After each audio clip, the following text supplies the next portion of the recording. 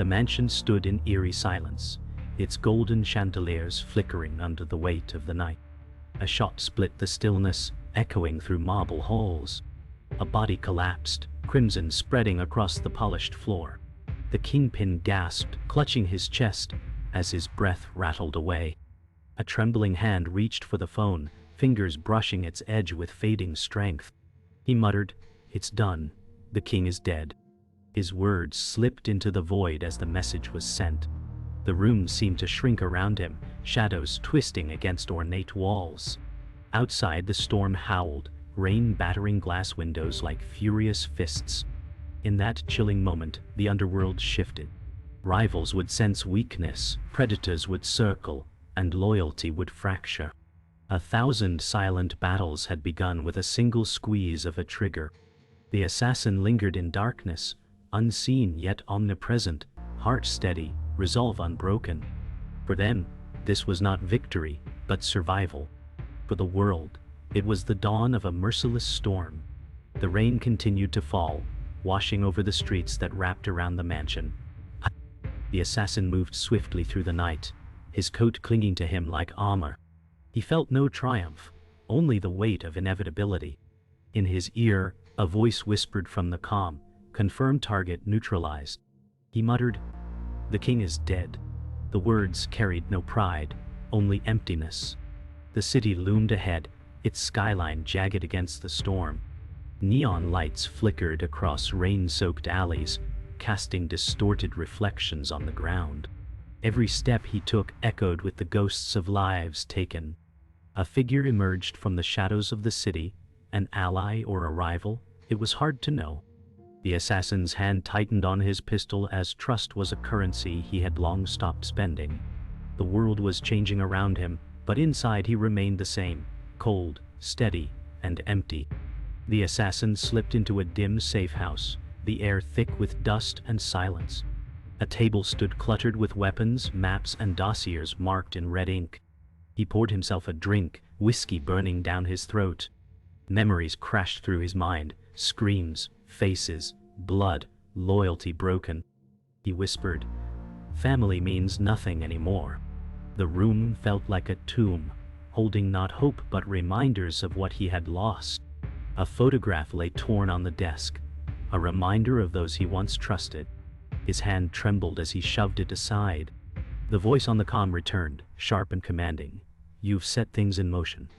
Now, there is no going back." He closed his eyes, exhaling slowly, knowing this mission was not about survival, but redemption, or perhaps damnation. The city pulsed outside, unaware of the blood feud now ignited. Across town, the syndicate gathered in their marble hideout. Anger spread like wildfire. A young soldier slammed his fist on the table, shouting, "This cannot go unanswered." The boss's men murmured with suspicion, eyes darting with fear. A woman, sharp-eyed and calm, leaned forward, whispering, "Someone inside betrayed us." Her words cut like a blade, silencing the room. Paranoia crept like smoke. Alliances once ironclad now felt brittle. Every nod, every glance carried the weight of suspicion. The storm outside mirrored the storm within, furious, unrelenting, and ready to consume them all. Back in the safe house, the assassin sat in silence, his pistol resting on the table beside an untouched drink. The comm buzzed again. "You've just declared war." He stared into the darkness, his jaw tight. "War was already here," he whispered. His reflection in the cracked mirror looked like a stranger, cold eyes, scar, and the weight of countless sins. His fingers brushed the trigger, not from fear, but from certainty. Outside, thunder rolled, a prelude to the chaos that would engulf the city. In that moment he understood. There was no turning back, only forward, into blood and fire. The mansion's halls echoed with the aftermath of betrayal, silence thicker than the storm outside. The family assembled in the dim council chamber, eyes sharp, hands restless. A young soldier slammed his glass on the table, growling, "We've been humiliated, and someone will bleed for this." Across from him, another voice rose, calmer but cutting. "The king is dead, but his throne remains. Who dares claim it?" The Underworld's most dangerous men now found themselves circling like wolves, distrust festering in every glare. Old grudges resurfaced, every shadow holding suspicion. The storm outside rattled the windows, thunder crashing in sync with their rage. No one dared leave the room without knowing who had turned traitor. What once was a fortress of loyalty now smelled of fear and betrayal, and the fire in their eyes promised blood would soon flood the streets. In the midst of the shouting, one figure stayed silent, eyes watchful, lips curled into a faint smirk. The betrayer played their role well, pretending concern yet feeding suspicion. They leaned toward a trusted elder, whispering, "Look closer. The killer was one of us." Gasps erupted, and heads turned, every eye narrowing. Lies dripped like poison, carefully sown seeds meant to break bonds already weakened. The betrayer's heart beat steady, their mask flawless, every gesture measured. Loyalty was a costume they wore with ease, while treachery fueled their ambition. As the storm raged outside, the true storm was already here, born from deceit and sharpened whispers. In that chamber, trust died quicker than the king himself, and in its absence only paranoia thrived. Far from the chamber's chaos, the victim sat quietly in a small apartment above a crowded city street.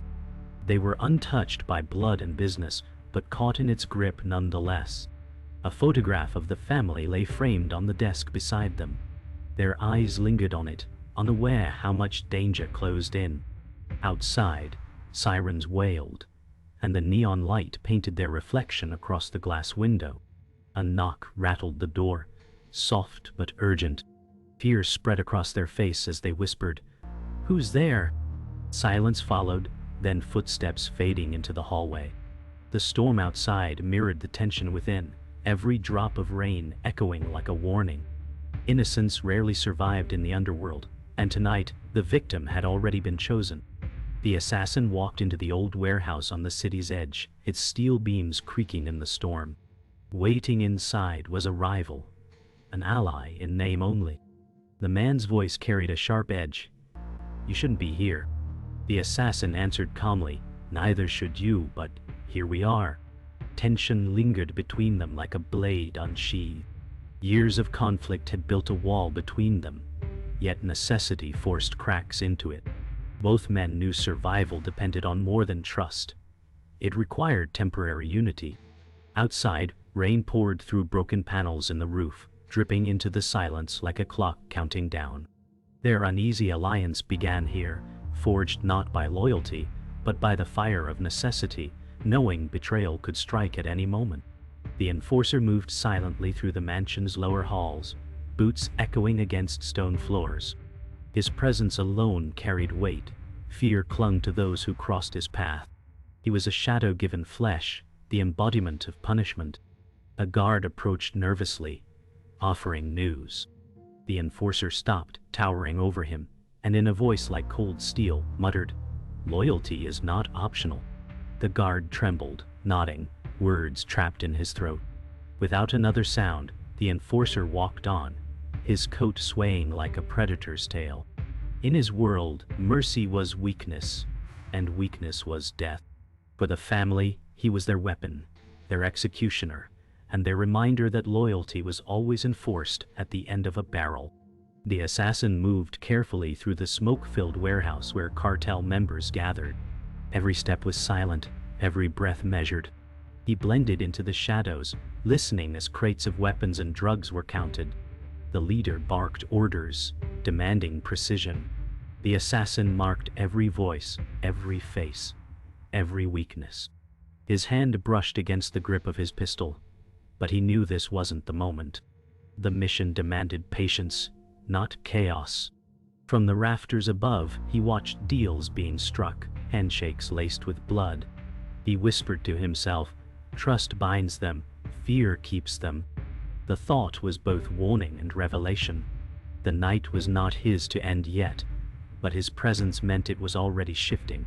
He was the ghost among predators, and soon they would know he was there. Whispers spread among the cartel, suspicion dripping into their conversations.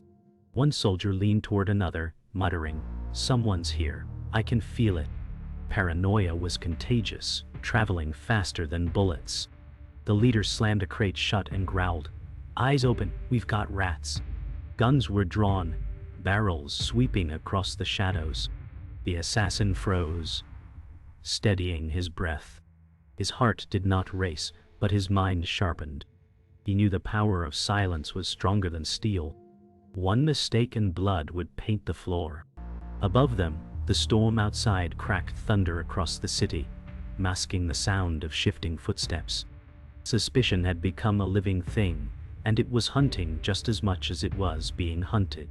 The assassin shifted silently, but a loose board groaned under his weight. A soldier jerked upward, shouting, "There!" Bullets tore into the rafters, splinters raining down. The assassin leapt, rolling across the ground behind cover. Adrenaline surged, yet his face remained cold and steady.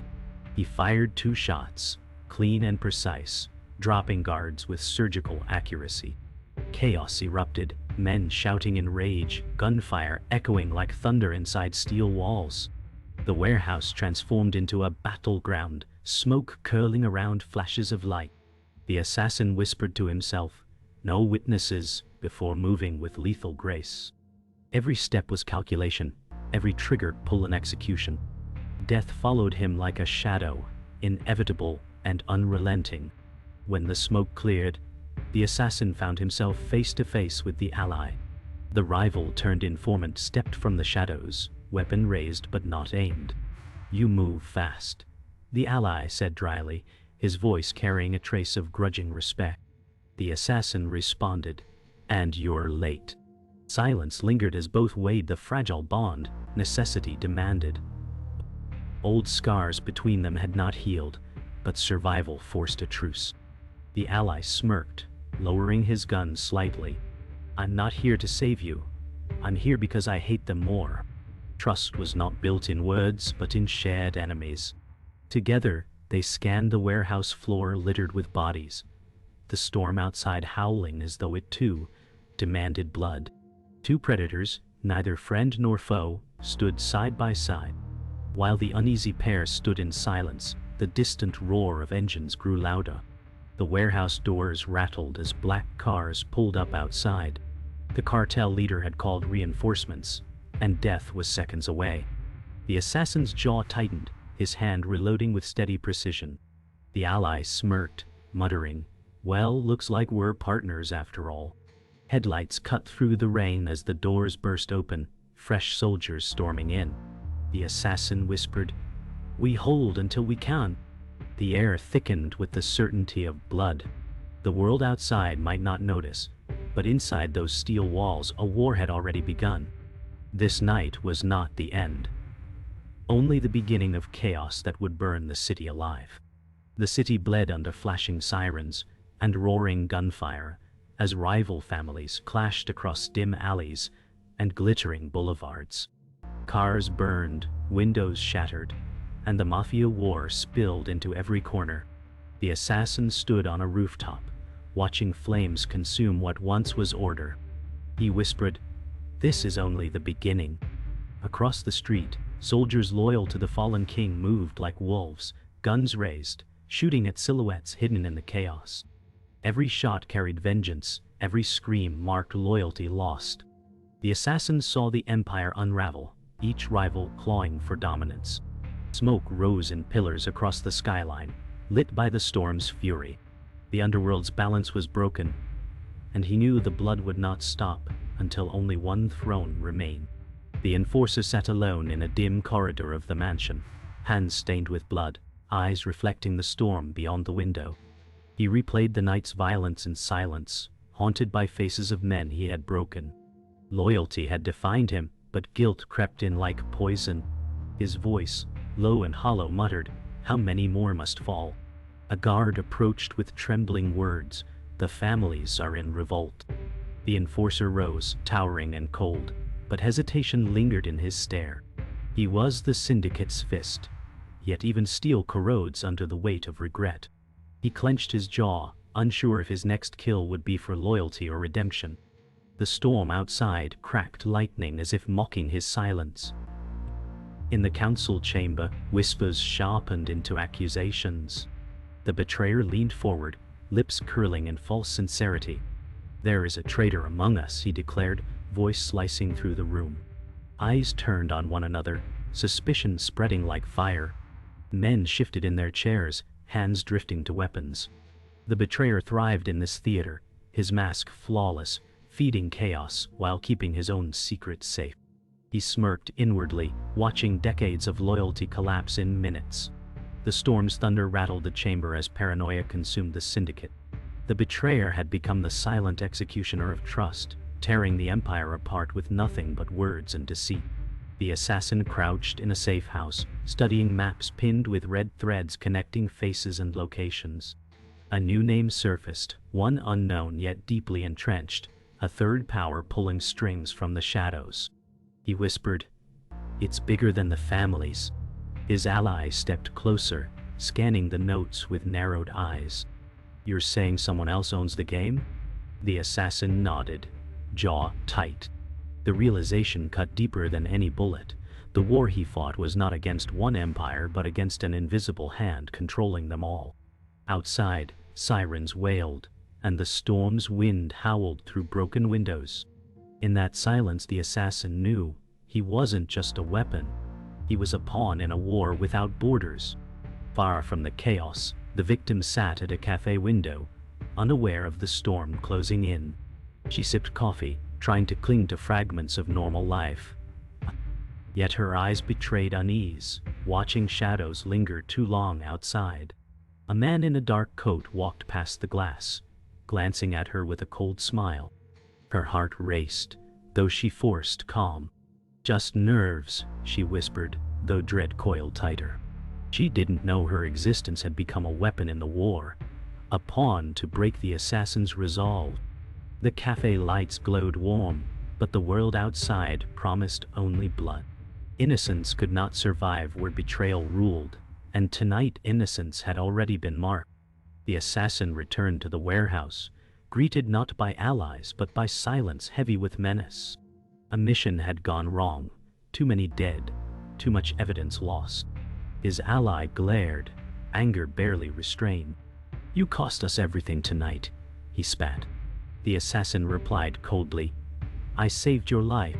The words struck like steel, but distrust lingered in the air.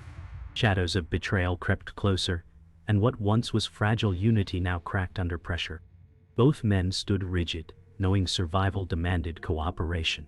But their bond was a brittle thread, ready to snap. Outside, engines rumbled. The cartel had already scented weakness. The assassin gripped his pistol tighter, prepared not only for enemies outside but for betrayal within. The betrayer worked in the shadows, weaving poison into every conversation.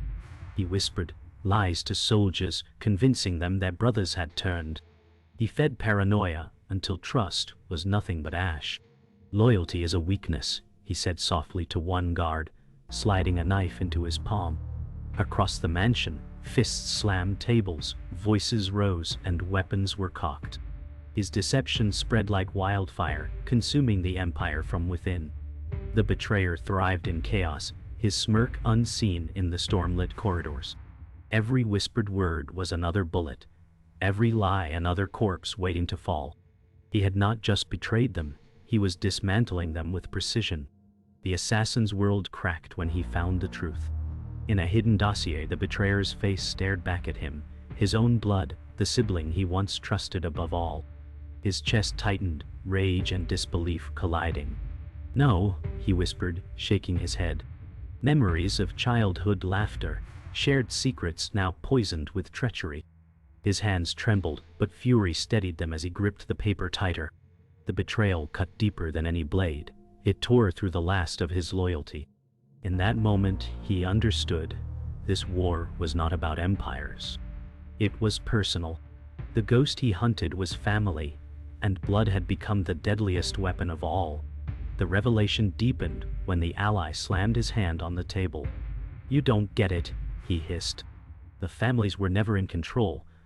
There's someone bigger. Politicians, cartels, a hidden hand." The assassin stared at the map, threads connecting names of power, every line leading back to faceless men in shadows. His voice was grim. "We've been pawns all along." The storm outside screamed against the windows as truth crashed upon him. The empire he sought to dismantle was only a mask, the real monster hidden in plain sight. Rage burned inside him, but so did resolve. He whispered, "Then we burn the mask and drag the monster into the light." Alone in the storm, the assassin stood under flickering neon. His reflection stared back from a puddle, cold eyes, scarred face, hollow soul. The weight of betrayal pressed heavy, but his resolve hardened into steel. "This ends with me," he whispered, voice steady. He understood the cost. Family had turned enemy, loyalty had died, and survival demanded sacrifice. Ahead lay war not just of bullets but of truth, one that could topple empires. He holstered his weapon and stepped into the rain, knowing every move would carve history in blood. Redemption or damnation no longer mattered. Only the end did. The assassin moved through the storm-battered estate, halls lined with broken glass and echoes of war. The enforcer emerged from the shadows, towering, eyes like iron, gun in hand. "This is where it ends," the enforcer growled. The assassin's face remained cold, scar catching the dim light. "No," he whispered, "this is where it begins." Their weapons roared, bullets shredding marble pillars, sparks erupting in the dark. The clash was brutal, every strike echoing years of loyalty corrupted into violence. The enforcer's fists were thunder, the assassin's moves lightning, speed against brute force. Blood sprayed against white stone, each blow carrying history, betrayal, and inevitability. Both men fought not just for survival, but for the soul of the empire. The assassin staggered back, blood trailing from his shoulder, but before the enforcer could finish the strike, the ally stormed in. Rifle blazing, he shouted, "You'll have to kill me too." Bullets tore across the hall, forcing the enforcer into cover. The ally's face carried grim determination, the cost of loyalty written in his eyes. "I didn't come here to save you," he growled, reloading with shaking hands. "I came because someone has to end this." The assassin nodded silently, pain etched across his features. The ally's intervention was not salvation, it was sacrifice. Together, they braced for the storm of vengeance that would crash upon them. The walls trembled as another explosion shook the estate. The betrayer emerged from the carnage, lips curled in triumph. "Did you really think I was with you?" he mocked, raising his gun at the assassin. The words cut deeper than bullets. The assassin's chest tightened, not from fear, but from rage. The betrayer's smirk widened. "Family always wins, brother. And you've already lost." Time slowed as betrayal crystallized into truth. The assassin steadied his aim, not with hatred, but with clarity. His voice was low, almost mournful. "You were dead to me the moment you chose power over blood." The storm outside howled, and for the first time, the assassin realized this battle was not survival, it was judgment. The doors creaked open to reveal the true mastermind, the ruthless Kingpin, alive, smirking beneath golden light. "Did you think death would stop me?" he hissed. The assassin's eyes narrowed, realization crashing down. This was the spider in the web, the man who pulled strings across continents. The Kingpin stepped forward, calm and commanding. "You're just a tool, assassin, useful only until replaced." His voice carried the weight of empires. The assassin's hand tightened around his weapon. "Not anymore," he replied. The hall became a battlefield of wills, two predators circling, one for legacy, one for redemption. The world outside screamed with thunder, but inside, the storm was between them. Their duel erupted in flashes of light and echoes of thunder. The assassin moved with deadly precision, every shot born of rage and clarity. The Kingpin countered with ruthless control, his years of power sharpened into survival.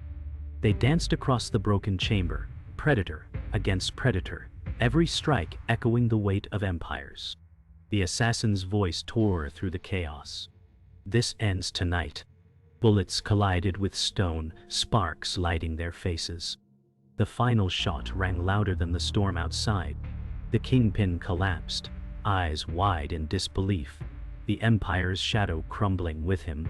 The assassin stood over the body, chest heaving, soul hollowed. Victory was his, but it felt like ashes in his mouth.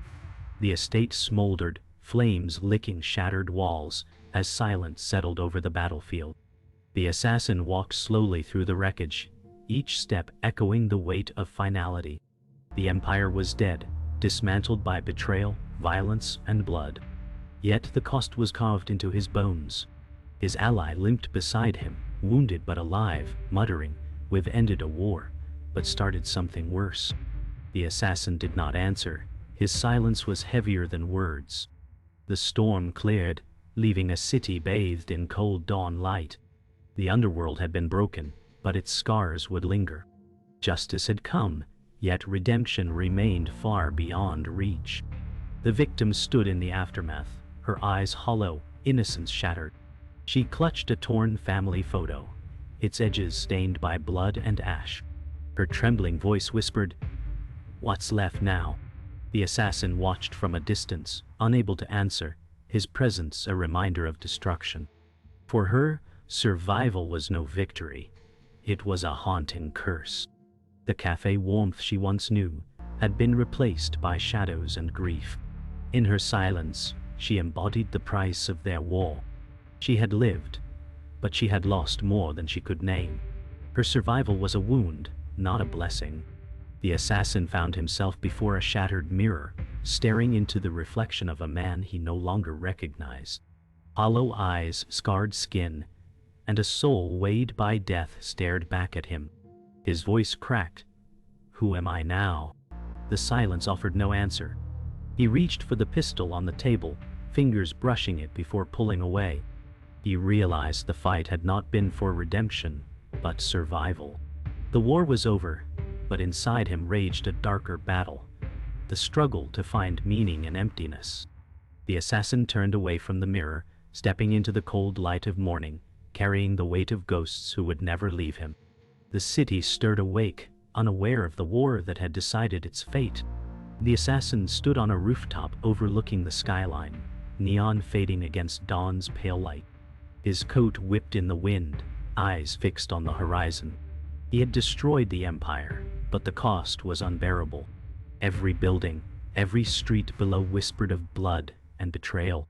He whispered to himself, "Victory isn't freedom, it's survival." The world below carried on, blind to the storm that had torn through its veins. The assassin turned away, vanishing into shadows. For him, there was no peace, only the endless weight of survival. The final moment came in silence. The assassin walked down an empty street, battered and bruised, disappearing into the night. A phone rang faintly in the distance, echoing like a ghost. He paused, eyes narrowing, before stepping into darkness. The war had ended, but another call waited, another war looming. His shadow stretched long under flickering streetlights, a silhouette of a man who had lost everything yet still remained standing. The screen of fate had not closed. It had only turned to black, leaving behind a single truth. The cost of survival was everything, and still not enough.